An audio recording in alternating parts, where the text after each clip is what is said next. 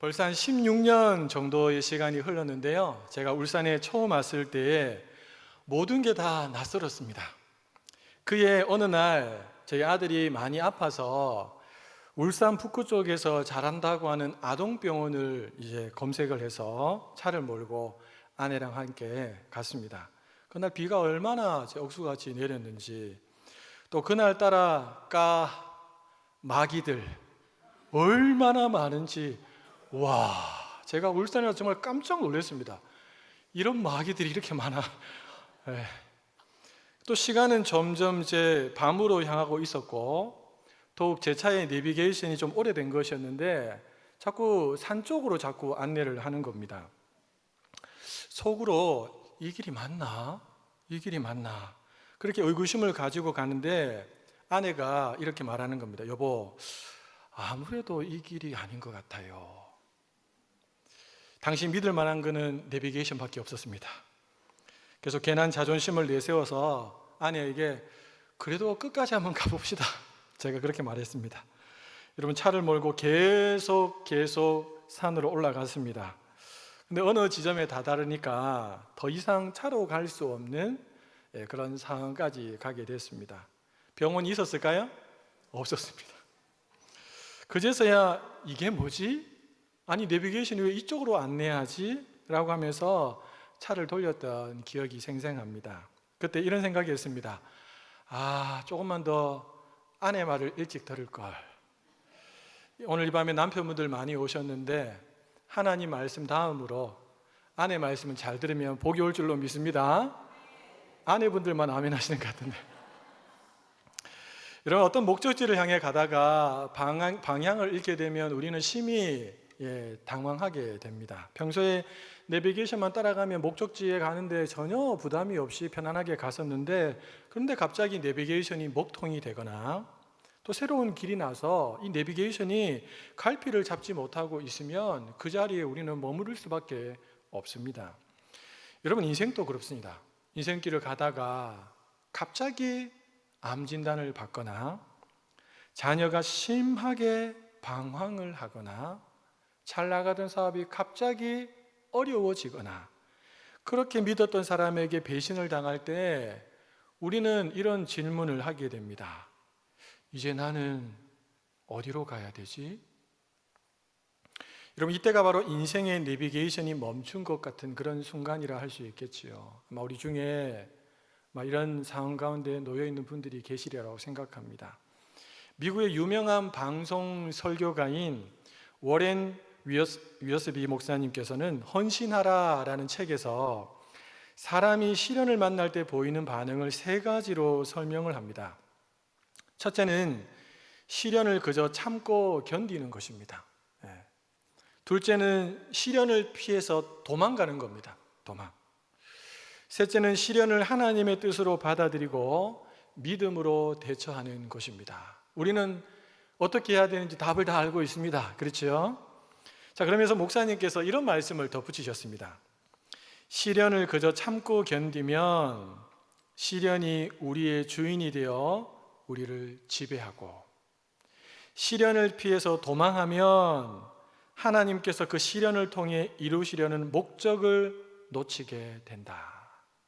그러나 하나님의 뜻으로 받아들이고 믿음으로 대처하면 시련은 더 이상 주인이 아니라 하나님께서 우리를 빚으시는 도구가 되어 결국 우리에게 유익이 된다. 아주 깊이 있는 영적인 통찰이지요. 오늘 본문에 나오는 욥이 바로 그 시련 한가운데 있었습니다. 잘 아시는 것처럼 욥은 하루아침에 재산을 다 잃어버렸어요, 여러분. 엄청난 충격이죠. 그리고 사랑했던 자녀들도 하루아침에 다 잃어버렸습니다.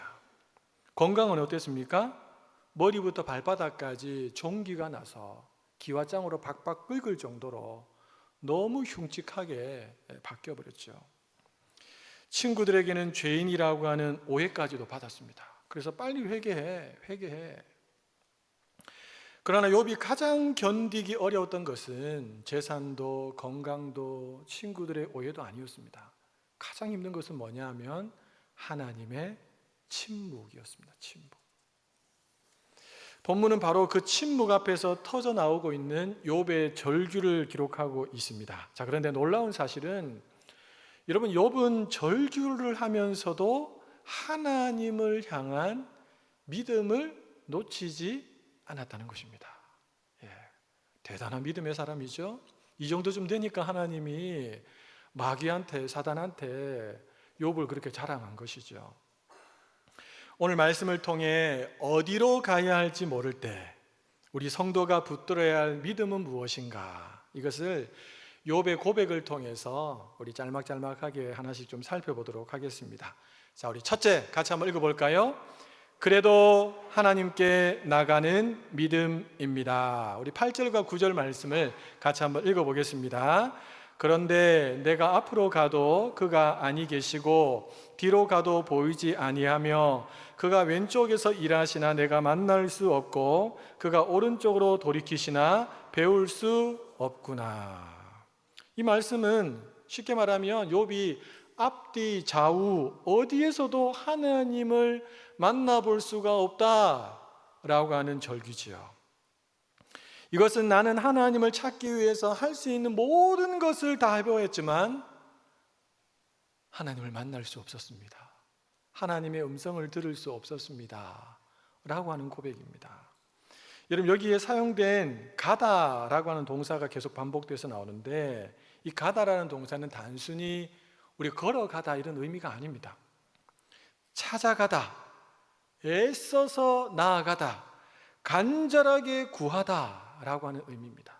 그러니까 여러분, 욥은 하나님의 그 침묵 속에서, 엄청난 고난 앞에 하나님의 침묵 속에서 하나님을 포기한 사람이 아니고 애써서 간절히 하나님을 찾고, 보이지 않으니까 또 찾고 보이지 않으니까 또 찾은 사람이 욥이었다는 것입니다.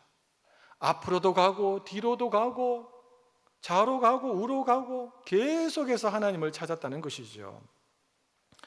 여러분, 여기서 우리가 중요한 사실을 하나 기억해야 합니다. 그게 뭐냐 하면, 하나님이 보이지 않는 것과 하나님이 계시지 않는 것은 다른 것이라는 겁니다.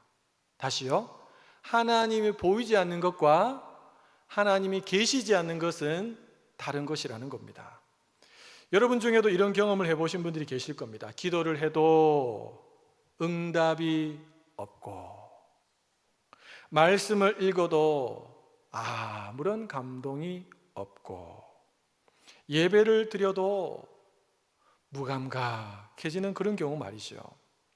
난 정말 죽을 것 같은 마음으로 하나님 앞에 매달려 기도하고 하나님의 음성을 듣기 위해서 말씀을 펼쳐서 읽고 예배 가운데 정말 죽을 것 같은 마음으로 나왔는데 하나님이 아무런 감동을 주시지 않고 하나님이 전혀 느껴지지 않는 그런 상황 말하는 것입니다. 여러분, 그렇다고 해서 정말 하나님이 계시지 않는 걸까요? 아니면 하나님이 나를 완전히 떠나버리신 걸까요? 계시기는 한데 아닙니다. 여러분, 구름이 해를 가려도 해가 없어진 것이 아닌 것처럼 하나님의 임재도 마찬가지입니다. 하나님이 느껴지지 않는다고 해서 하나님이 나를 떠나신 것이 아니라는 겁니다. 여러분, 우리는 우리의 감정, 우리의 느낌을 믿을 것이 아니라 하나님의 약속의 말씀을 믿어야 합니다. 특별히 고난 한가운데 들어가면 더 하나님의 약속의 말씀을 붙잡아야 됩니다. 하나님의 약속의 말씀이 뭡니까? 내가 네 아버지야. 내가 너와 함께 있어. 내가 너를 고아처럼 버려두지 않을 거야. 어떤 순간에도 우리는 이 약속의 말씀을 붙잡아야 합니다. 근데 많은 사람들이 자신의 감정에 충실합니다. 여러분, 욥은 하나님을 너무너무 보고 싶었습니다. 너무너무 보고 싶었어요. 그런데 보이지도 않고 느껴지지도 않는 거예요. 얼마나 답답하고 얼마나 힘들었을까요? 그러나 그런 상황 속에서도 욥은 하나님이 자신을 떠나시거나 버리신 것이 아니라는 사실을 믿었습니다. 그렇기 때문에 하나님 앞으로 가도 뒤로 가도 좌로 가도 우로 가도 하나님이 보이지 않고 만나주지 않는 것처럼 느껴져도 계속해서 애를 써서 간절히 하나님을 찾았던 것이죠. 여러분, 이것이 욥이 가진 믿음입니다.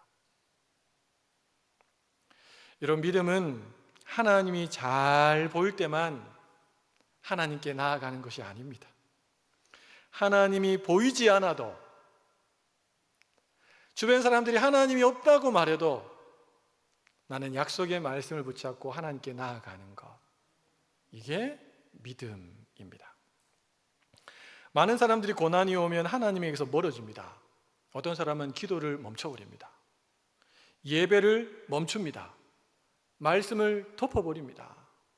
여러분, 신앙이 약하신 분들은 이상하게 교회만 나가면 집안에 자꾸 문제가 생기는 게 느껴져요.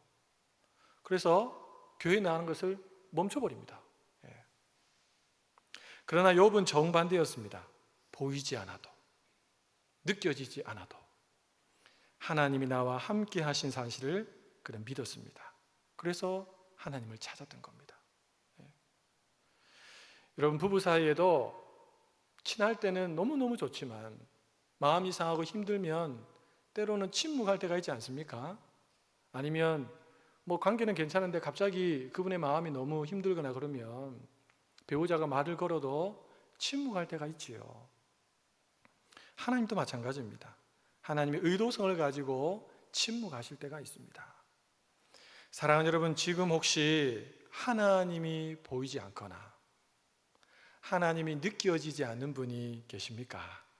그렇다면 욥처럼 더 하나님을 찾으시기 바랍니다. 하나님의 침묵은 하나님의 떠나심이 아닙니다.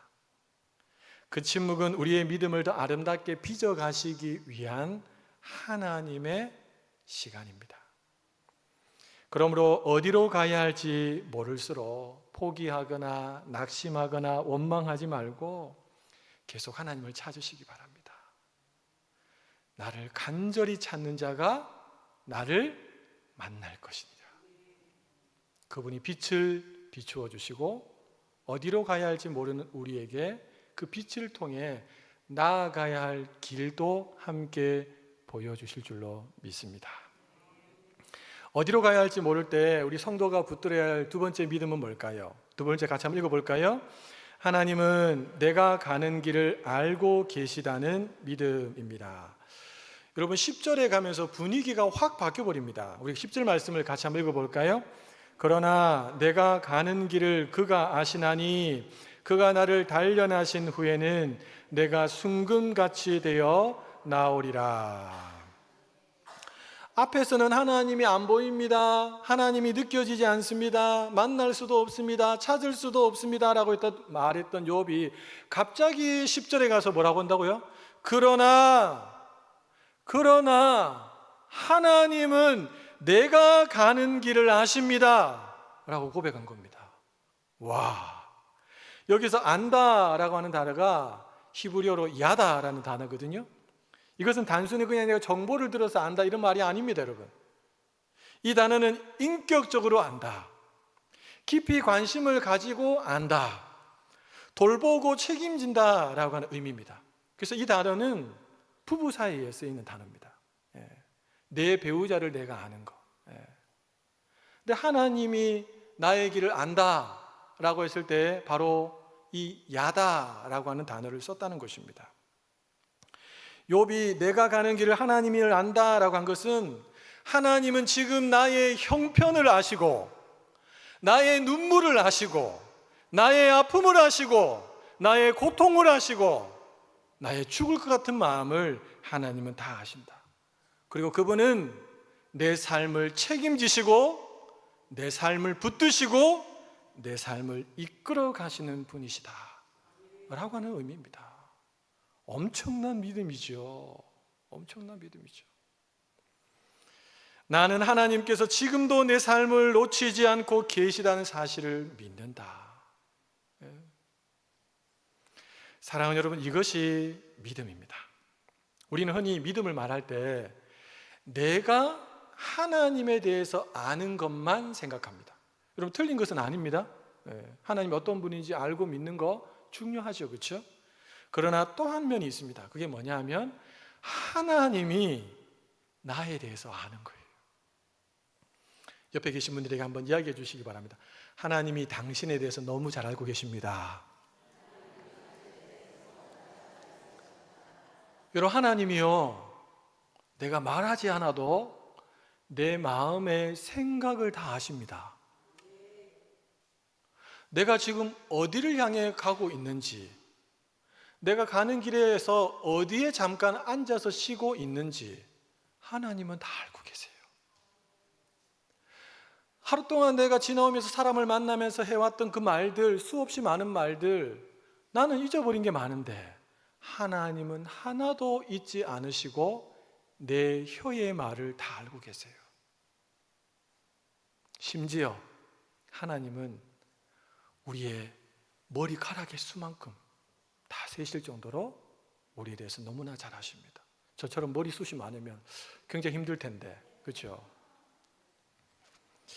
여러분, 등산의 진심이었던 아버지가 5살 난 아들을 데리고 함께 산을 오릅니다. 여러분, 5살 난 아들이 어느 길로 가야지 정상에 가는 길인지 알까요? 모를까요? 모릅니다. 그렇다고 이 아이가 그 길을 모른다고 해서 염려하거나 두려워합니까? 안 합니다. 왜 하지 않을까요? 아버지. 그 아버지는 길을 알고 계시고, 또 하나, 그 아버지는 나를 절대로 버려두지 않으시는 분이라는 것을 5살 난 꼬마도 압니다. 여러분, 이게 바로 믿음입니다. 믿음. 우리가 하나님을 아버지로 모시고 살지 않습니까? 하나님이 다 알고 계세요. 여러분, 신앙도 똑같습니다. 우리에게는 내일이 보이지 않습니다. 제가 장례식장 가면 종종 하는 말이 있습니다. 우리 인생 5분 뒤를 장담할 수 없다고. 앞으로 일어날 일들에 대해서 누가 감히 확신 장담할 수 있습니까? 아무도 없습니다. 여러분, 언제 내 몸에 병이 생길지, 언제 무너진 사업이 회복될지, 언제 집 나간 아들이 돌아올지 나는 모릅니다. 그러나 하나님은 다 알고 계십니다. 많은 성도들이 왜 쉽게 낙심하는 줄 아십니까? 내가 기간을 딱 정해놓고 기도하거든요. 하나님이 이때 딱 들어주셔야 되거든요. 근데 그때 기도했는데 안 들어주셔요. 그럼 낙심하는 거예요. 여러분, 하나님은 우리의 생각보다 훨씬 높습니다. 그분의 계획은 우리의 계획보다 훨씬 더 좋은 계획을 갖고 계십니다. 그러니까 내가 정한 때가 아니라 하나님이 정한 때가 제일 좋은 때라는 사실을 믿고 내가 결론을 먼저 내리지 말고 하나님께 결론을 맡기고 나아가는 것이 진짜 믿음이라는 것입니다. 40일 작정 기도할 수도 있지요. 금식 기도할 수도 있지요. 그러나 결과는 하나님께 맡기는 겁니다. 어디로 가야 할지 모를 때 우리 성도가 붙들어야 될 믿음, 세 번째는 뭘까요? 같이 한번 읽어보겠습니다. 끝까지 하나님을 의지하면 숨금 같은 믿음으로 나오게 하신다는 믿음입니다.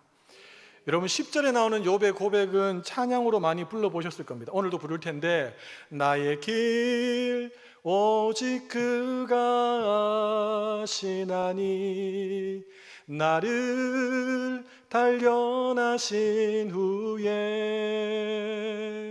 내가 정금같이 나오리라. 여러분, 하나님 우리를 단련만 하시고 버리시는 분이 아니십니다. 나오게 하십니다. 나오게. 정말 놀라운 믿음의 고백이 아닐 수가 없습니다. 여러분, 10절에 보면 나를 단련하신 후에 라는 말이 나오죠. 여기서 단련한다는 말은 우리가 너무 잘 아는 말처럼 금속을 그 뜨거운 용광로에 넣어서 불순물을 제거하는 작업입니다. 이게 단련하다는 것이죠. 여러분, 금은 처음부터 반짝이는 순금이 아니죠. 이 광산에서 캐낸 금광석에는 보면 흙도 섞여 있고 돌도 섞여 있고 수많은 불순물도 섞여 있습니다. 그래서 이것을 뜨거운 용광로에 넣으면 어떻게 됩니까? 뜨거운 불을 통과하면 통과할수록 그 불순물이 위로 떠오릅니다. 그러면 장인은 그것을 다 걷어내지요. 이런 과정을 반복하는 숫자가 많으면 많을수록 순도가 높은 금이 되는 것입니다. 이 모든 과정은 금을 망치기 위한 과정이 아닙니다, 여러분. 금을 진짜 금이 되게 하기 위한 과정이라는 것이죠. 사랑하는 여러분, 욥은 자신의 고난을 이렇게 이해했습니다. 하나님께서 나를 버리신 것이 아닙니다. 지금 하나님께서 나를 단련하고 계십니다. 자신의 고난을 이렇게 해석한 거예요, 여러분. 이게 믿음입니다, 믿음. 대부분 사람들은 어떻게 해석합니까? 고난이 찾아오며 왜 하필 나에게, 왜 그 사람을 붙여주셔서, 왜 그때에 그런 이야기가 오가면서 이런 어려움이 갑자기 나에게 찾아온 겁니까? 도대체 언제 끝나는 고난입니까? 라고 하면서 하나님께 나와서 하나님께 막 따지죠. 여러분, 괜찮습니다. 하나님께 따지셔도 괜찮습니다. 사람한테는 따지지 마시고 하나님께 따지는 건 괜찮습니다. 제일 잘 따진 사람이 시편에도 나오고 하박국도 엄청 따졌습니다, 하나님 앞에. 여러분, 이유를 묻는 거 할 수 있습니다. 하나님, 언제 나를 건져내시겠습니까? 때를 묻는 거 할 수 있습니다. 그러나 하나님은 욥에게, 잘 들으십시오 여러분, 끝까지 그 이유와 끝까지 언제 응답하겠다고 하는 때를 말씀하신 적이 한 번도 없으십니다. 물을 수 있습니다, 하나님 앞에. 그런데 하나님이 거의 이것에 대해서는 말씀하지 않으십니다. 하나님의 의도가 있습니다. 대신 하나님은 하나님 자신을 그 고난의 과정 속에서 보여주십니다. 하나님을 언제 만나는가? 일상의 평범한 삶 속에서도 만날 수 있지만 하나님을 제대로 만나는 경험은 고난의 한가운데서 만날 수 있습니다. 여러분, 왜 그러셨을까요? 하나님이 이런저런 설명해 줄 수 있잖아요. 사단이 찾아왔는데 내가 너 좀 사랑했는데 사단이 이렇게 이야기하더라. 그래서 내가 한번 해보라고 말했어 라고 얼마든지 다 설명할 수 있어요. 그렇죠?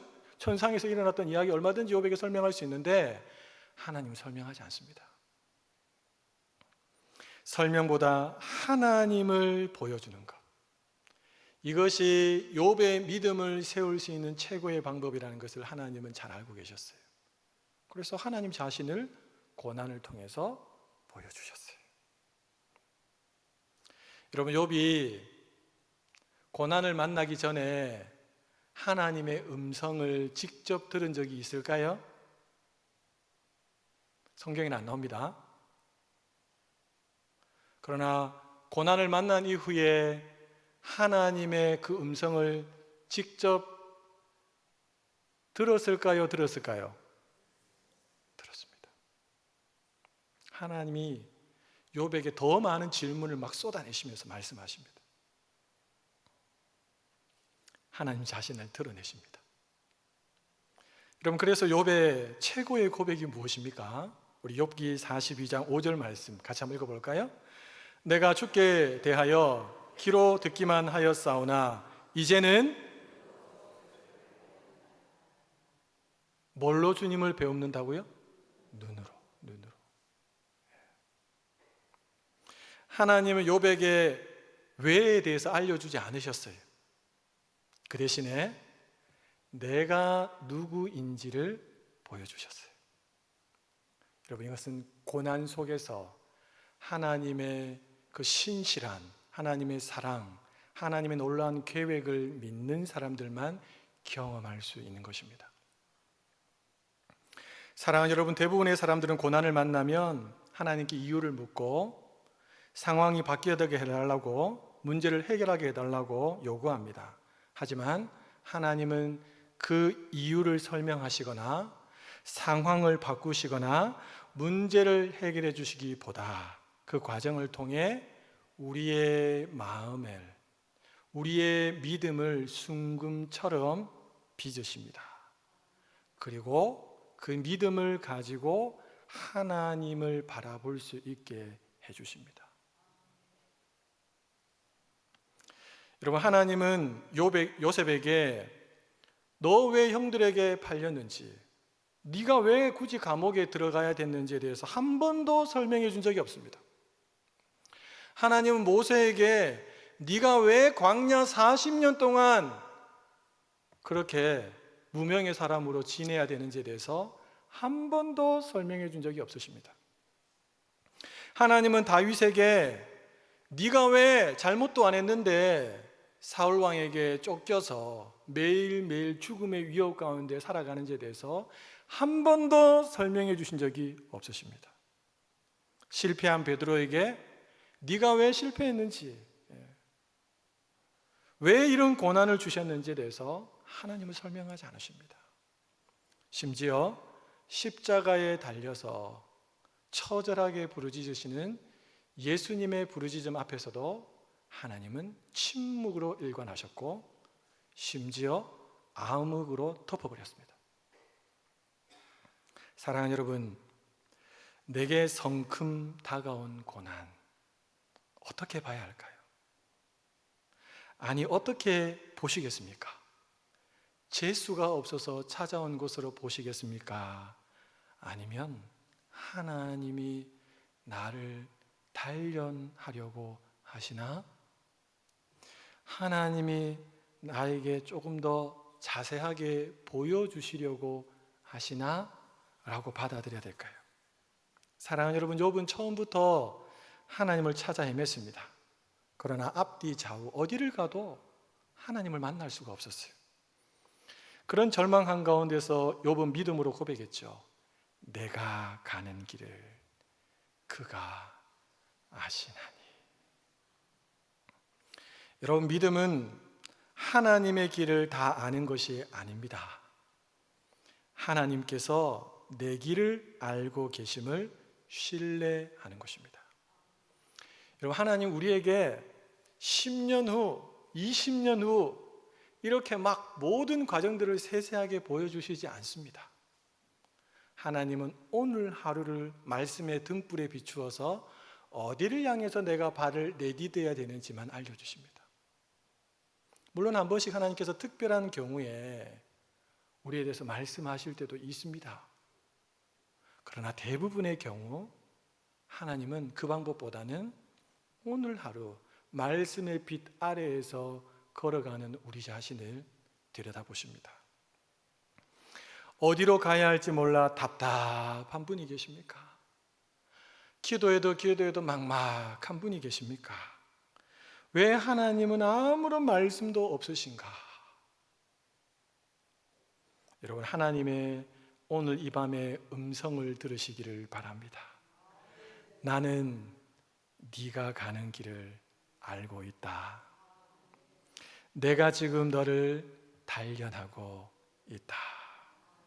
간절한 바람은 어디로 가야 할지 몰라 방황할 때에 눈을 주님께 돌려 내 길을 아시는 하나님, 나를 단련하여 순금같이 하게 하셔서 결국에는 나오게 하실 그 하나님을 바라보시기를 바랍니다.